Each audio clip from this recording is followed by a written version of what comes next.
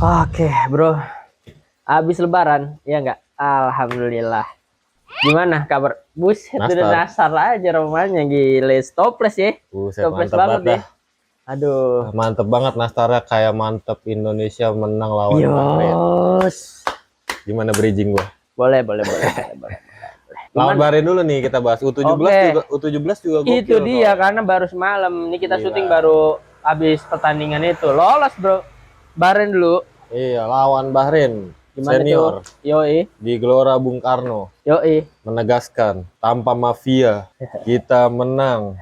Kayak banner yang ini, show your apa dignity, apa tuh yang banner Ultras apa La Ini. Grande sih, gue lupa itu. La Grande ya. Aduh, gue lupa lagi. Pokoknya ya jaga kepercayaan apa harga diri kita lagi. Iya gitu, mantep banget. Lawan Bahrain, tekanan dari supporternya Yoi. gila. Sampai Mantap, lagu coy. timnas Bahrain aja nggak kedengeran bro. Tapi katanya kita kena denda gara-gara itu. Nggak apa-apa. Yang penting Siapa menang suruh main kotor di sono ya kan? Melawannya orang kita. Tapi kayaknya yang agak-agak kepanasan pelatihnya Bahrain gak sih? Dia kan juga sebelum itu dia Udah cyber ya, kan, udah saya katanya dia kita punya berapa berapa 200 ratus, juta 300 Pokoknya ini. jutaan penduduk Tapi kenapa ngambil ini Belanda. Belanda? Ya kalah Anda kan, tapi dia bilang kita nggak respect sama timnas Bahrain, gimana pun Bahrain kerajaan yang besar.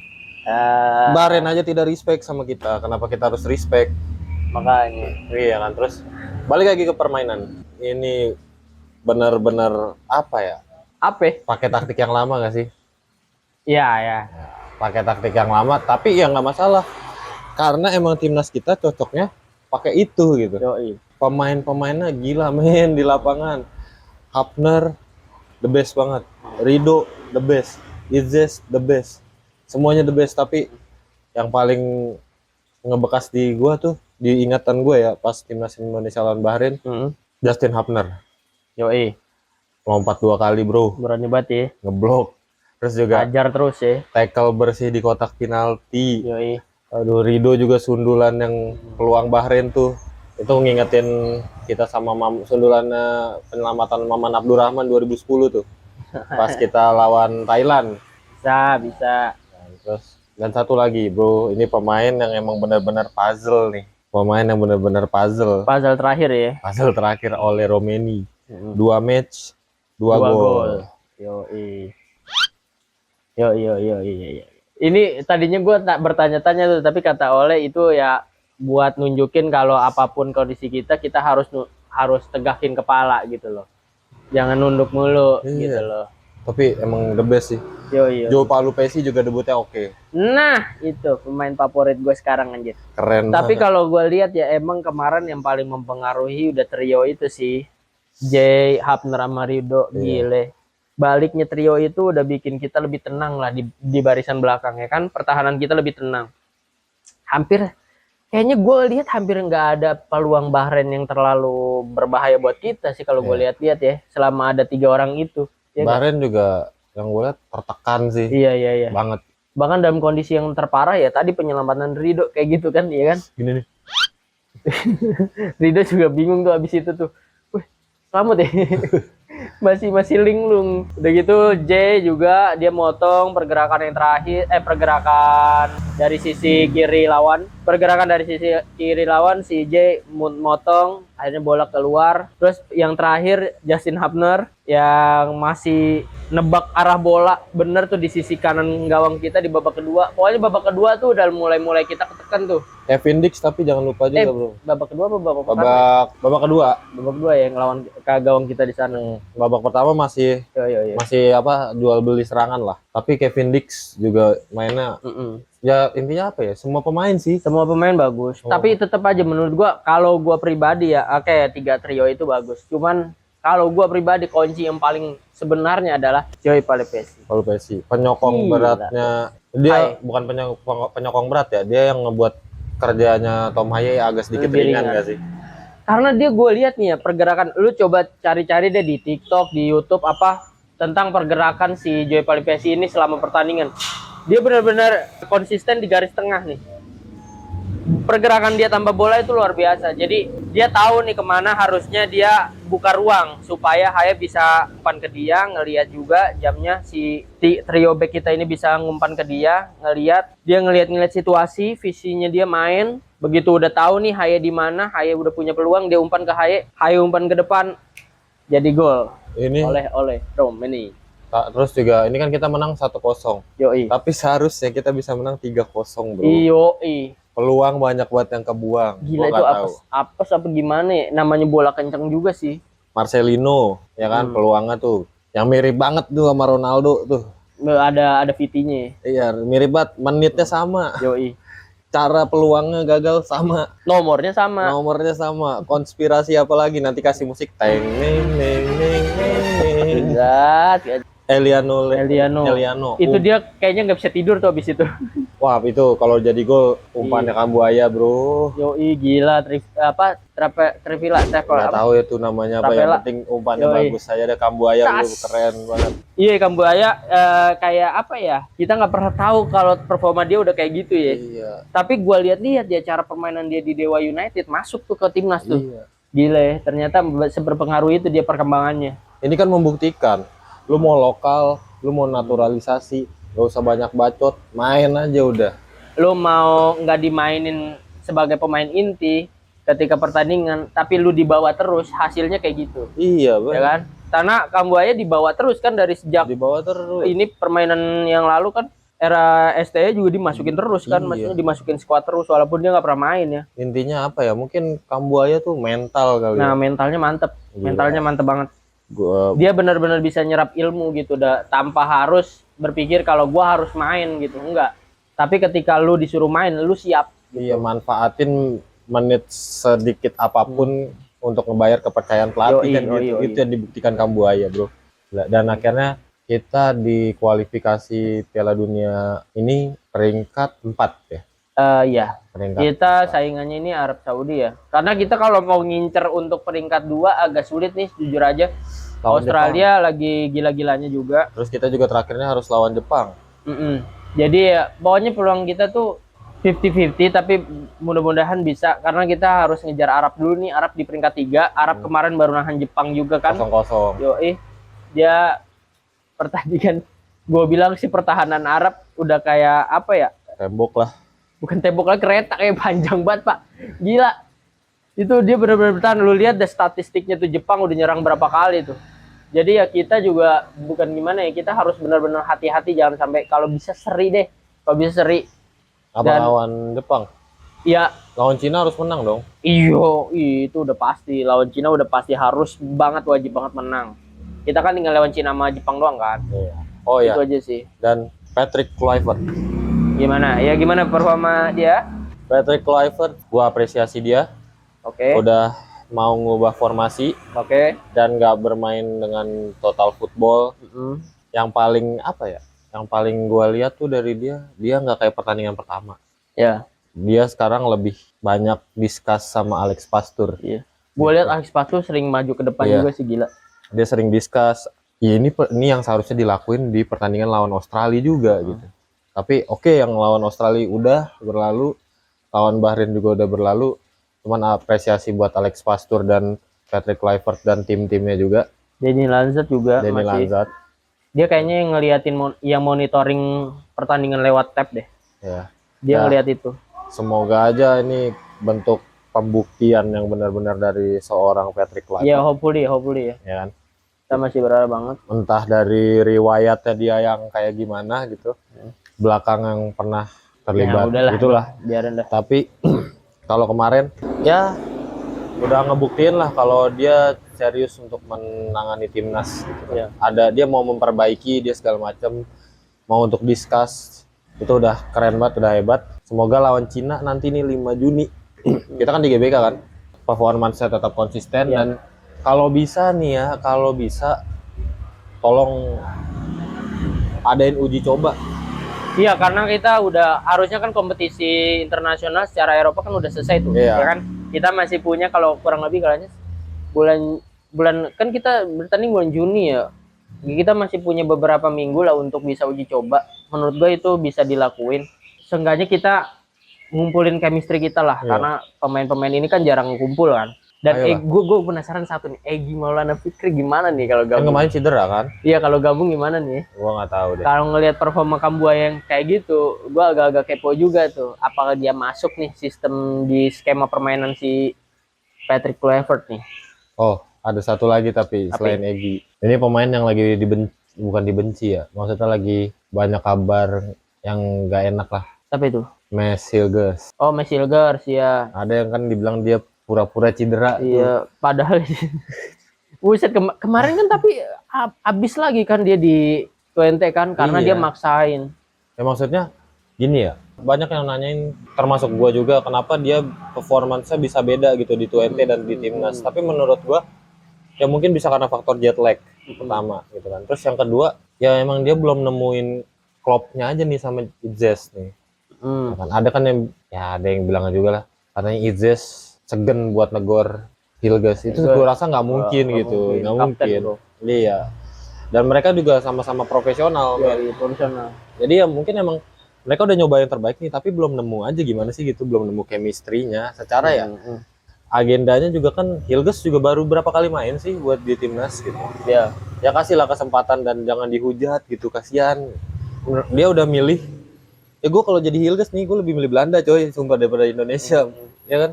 Van Persie juga bilang gitu kan, Iya. Hilgers ini masih punya peluang untuk bisa diambil ke skuad utama Belanda. Tapi ya dia ngebuktiin kalau dia lebih milih timnas. Itu kurang nasionalis apa ya? Jangan ngeraguin nasionalisnya deh. Iya, kalau secara nasionalis nggak bisa dilakukan. Iya, ya kasih dia kesempatan, masih muda, jangka masih panjang gitu untuk mereka menemukan chemistry-nya gitu kan. Ya. Kalau gue lihat Hilgers ini kayak masih apa gimana ya, apes aja sih kalau di soal cedera dia ya. Iya. Karena dia cedera dia bukan cuma di timnas, di Twente juga dia kena. Dia kan Udah gitu kan dokter Tita juga sempat bilang kan perbedaan cuaca, perbedaan waktu itu ngaruh banget ke performa juga.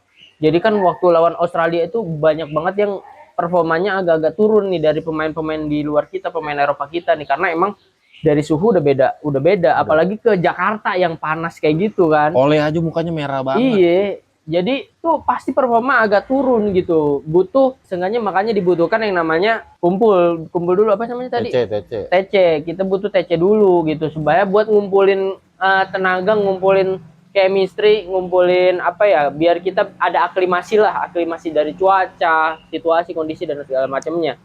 Nah, si Hilgers ini lagi kayak gitu kemarin. Dan kebetulan juga dia ditambah masih ada riwayat cedera. Udah gitu kan kalau dibilang performa, dia itu ya di FC Twente sama di Indonesia tentunya beda gitu. Apalagi kemarin kita, kalau gue bilang ya, nggak ada Joy Palpesi nih. Karena gue lihat kemarin tuh koneksi antara Ijes, Rido, Hapner sama Joy Palpesi ini jalan banget. Sedangkan yang pertandingan Australia ini kita nggak ada yang sosok kayak Joy Palpesi. Iya. Jadi peran dari apa kan aliran bola dari belakang ke depan itu kurang ngalir gitu, dan si Hilgers tugasnya jadinya cuma nyapu doang gitu loh. Sama 3 back itu si waktu di Australia siapa aja? Mes, Jay sama gue lupa lagi satu Kevin lagi. ya? Iya Kevin. Yang di belakang. Iya. Verdong dimajuin ya? Gue lupa sih, gue juga lupa. Kayaknya Verdong iya agak ke belakang deh kayaknya. Dia kan ada Dan James juga kan main. Itu menurut gue itu kuncinya di Joy Palpesi. Jadi ntar kita bisa lihat nih kalau Joy Palpesi main terus Hilgers main, kita bisa ngelihat performa Hilgers sebenarnya kalau dia sehat ya, karena dia kemarin di Twente juga habis juga tuh. Karena juga kan jadwalnya dia Hilgers kan bisa dibilang di Eropa padat kan banget. dia ikut Liga Eropa juga kan. Padat lah mungkin ya jet lag segala macam ya, pokoknya kita doain aja nih biar kondisi Hilgers membaik gitu. Terus dia juga bisa perform maksimal juga di klubnya dulu, baru habis itu ke timnasnya juga bisa nular gitu. Jadi jangan ngeraguin Hilgers ya. Iya. Dia tuh pemain bagus, anjir, pemain termahal juga kayaknya di klub kita ya. Iya. Di timnas. Di timnas. Ya, itu aja untuk timnas senior nih. Iya. Pokoknya untuk timnas senior tetap konsisten aja gitu. Kita masih berharap, masih ada harapan. Ya mudah-mudahan di lawan Jepang kita bisa ngasih kemaksimalan sama ke lawan Cina juga. Iya.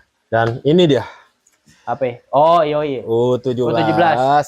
Lolos Piala Dunia. Alhamdulillah, bro. Jalur kualifikasi. Yoi. Tandain jalur kualifikasi. Yang kita nggak nyangka pas lawan Korea sih sebenarnya. Kalau lawannya Yaman kemarin gue lihat secara permainan udah mantap banget. Udah gitu Yaman juga nggak seketat Korea. Maksud gua Korea itu kan emang gila-gilaan kan, nyerangnya gila juga, sama dia punya spirit yang sama kayak Jepang juga kan. Dia apa bola pokoknya harus kekejar gitu. Fightingnya tinggi. Ya, jadi pressingnya juga keras kalau Korea tuh. Tapi gimana ya? Itu juga sebenarnya kalau dibilang gol untung-untungan ya, itu penalti kita ditepis, Bro. Iya. Penalti kita ditepis, terus pemain siapa sih itu? Pemain kita namanya gue lupa. Nomor 6 ya apa?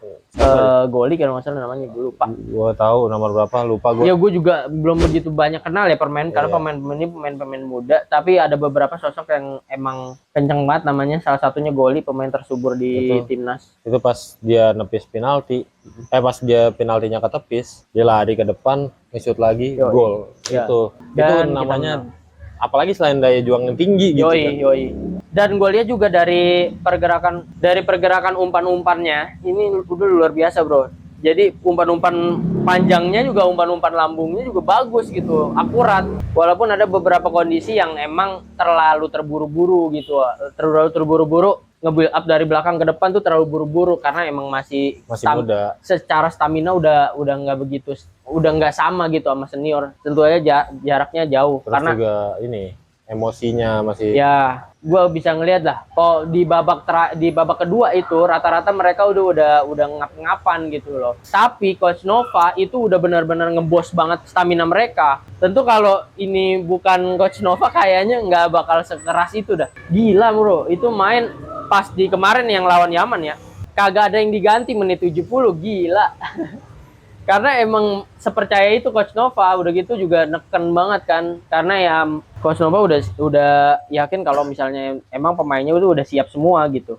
Jadi kalau gue lihat-lihat sih ya kita punya performa yang bagus gitu. 2 pertandingan ini gila. Walaupun di Korea kita sempat panik-panikan tuh. Keserang terus. Wajar lah. Mungkin udah ngedown duluan, bukan ngedown ya agak ke distract lah lawannya secara Korea gitu. Tapi kita lihat juga ya performa dari timnas Indonesia kita di pertandingan lawan Korea emang agak panikan, terus di pertandingan lawan Yaman kita udah lebih tenang. Karena walaupun di babak kedua agak lumayan sih, tapi karena mendapat ini, kalau menurut gua kenapa lawan Yaman bisa lebih tenang, bisa lebih leluasa, karena modal kemenangan dari Korea ini. Ada evaluasi juga selama pertandingan. Menurut gua itu udah luar biasa banget. Dan gol-golnya juga lawan Yaman. Wah gila, yang pertama sih gue kaget, dulu. muter gol, gila. Itu si Goli kalau nggak salah, gue lupa namanya. Tiang dulu kan, dulu ceces ke bawah, buset. Gol kedua juga kebanyakan bilang itu kebetulan, tapi ini siapa yang depannya tuh yang nyundul itu dia udah siap coy, dia udah ngeliat bola, dia udah ngebaca arah bola tuh. Aduh, gua sempet kaget, gua kira